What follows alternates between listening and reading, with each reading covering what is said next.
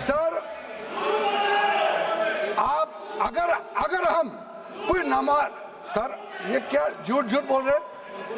ये कॉन्स्टिट्यूशन, हम कॉन्स्टिट्यूशन का प्रावधान पढ़ रहे हैं फिर भी झूठ बोल रहे हैं। ये कॉन्स्टिट्यूशन को नहीं मानते हैं। सर किसी मस्जिद का मैनेजमेंट को हम हस्तक्षेप करने का कोई इसमें प्रावधान नहीं लिया जा रहा है। एक मिनट माननीय सदस्य, आप भारत की संसद में बैठे हो, गरिमा मर्यादा बनाए रखो, बैठे बैठे टिप्पणी मत करो। हाँ, आपको जब मौका मिलेगा आप अपनी बात कहना, बैठे बैठे टिप्पणी नहीं कर सकते। ये संसद की मर्यादा नहीं है, ऐसे नहीं चलेगा सदन। सदन व्यवस्था नियम से चलेगा।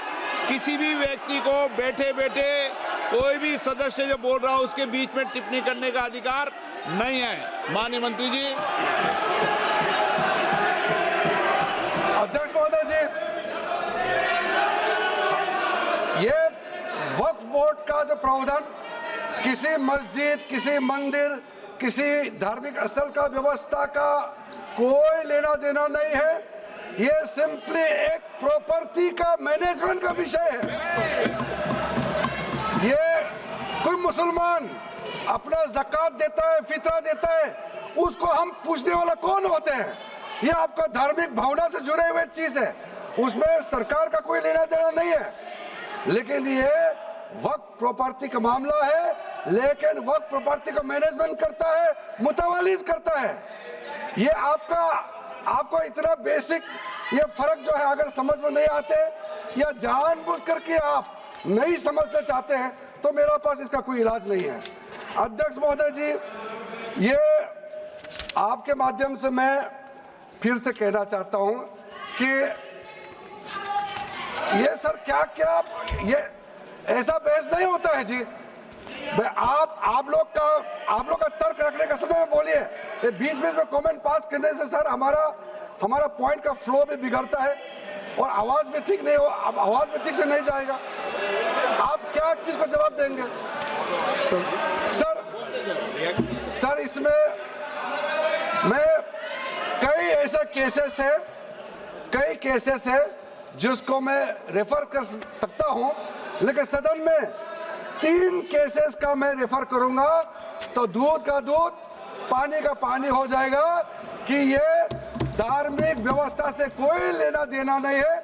आपको मैं पहला एग्जांपल देना चाहता हूं, सैयद फजल पकुया तंगल वर्सेस यूनियन ऑफ इंडिया। इसमें क्या केरला हाईकोर्ट का फैसला है। केरला हाईकोर्ट ने कहा the Waqf board is a statutory body, pure and simple. It is not a representative body of the Muslim community. ये हाई कोर्ट का ऑर्डर है। उसके बाद इलाहाबाद हाई कोर्ट का ऑर्डर भी सुन लीजिए, Hafiz Mohammad Zafar Ahmad versus UP central Sunni board of Waqf का जजमेंट सुन लीजिए। A mutawalli's right is purely a right of management of the property and is not a proprietary right. The duties of a mutawalli are purely of a secular character. His duties are not of a religious character. इतना clear cut ruling है। तीसरा, तिलकायत श्री गोविंद लाल जी महाराज versus state of Rajasthan. इसमें high court ने क्या कहा, supreme court ने क्या कहा, right to manage the properties of the temple. अब देखिए मंदिर का भी इसमें एग्जांपल लिया गया है। Right to manage the properties of the temple is purely a secular matter and can not be regarded as a religious practice. Properties of temple, temple नहीं, टेम्पल का जो प्रॉपर्टी है, उसी प्रकार से आप बार बार कहना कि मुसलमानों का अधिकार में गैर मुसलमान कैसे आ रहा है, ये तर्क ही नहीं बनता है। आप ये आज से ये बात बोलने के लिए बंद कीजिए। सर 2013 में जो काम किए गए हैं उसमें मैं एक चीज जिक्र करना चाहता हूं। इलेक्शन आने वाला था, बहुत ही कम दिन बच गए थे, इलेक्शन कोड ऑफ कॉन्डक्ट लगने ही वाला था हम सबको मालूम है अप्रैल और मई में चुनाव हुआ था। 5 मार्च 2014 को उस समय का यूपीए सरकार ने 123 प्राइम प्रॉपर्टीज को जो housing and urban development ministry के तहत आता है उसको आपने दिल्ली वक्फ बोर्ड को ट्रांसफर कर दिया। क्या जरूरत था? कुछ दिन बाकी था चुनाव होने के लिए, आप इंतजार तो करते। आपने सोचा ये करके वोट मिलेंगे, लेकिन आप तो चुनाव तो हार गए, तो फायदा क्या हुआ? ऐसा काम करने से वोट नहीं मिलता है।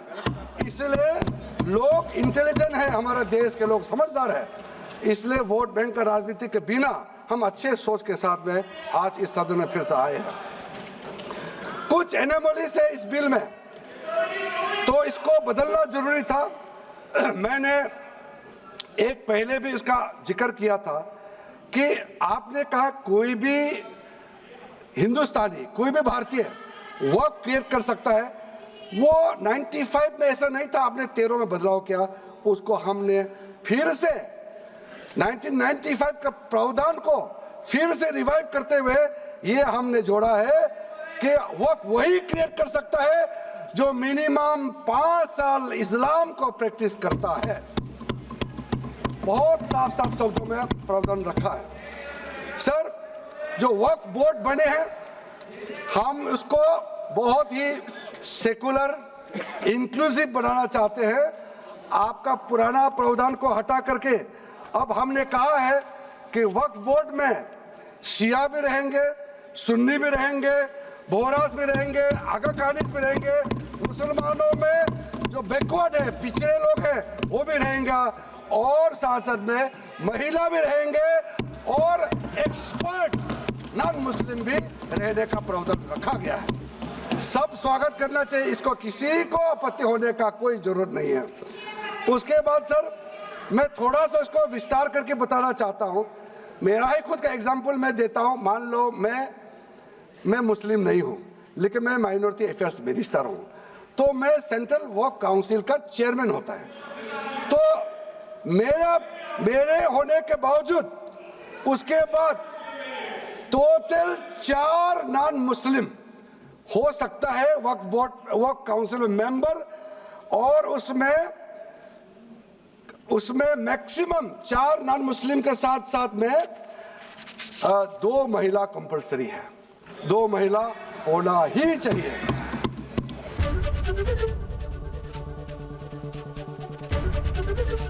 एबीपी गंगा, खबर आपकी, जुबान आपकी।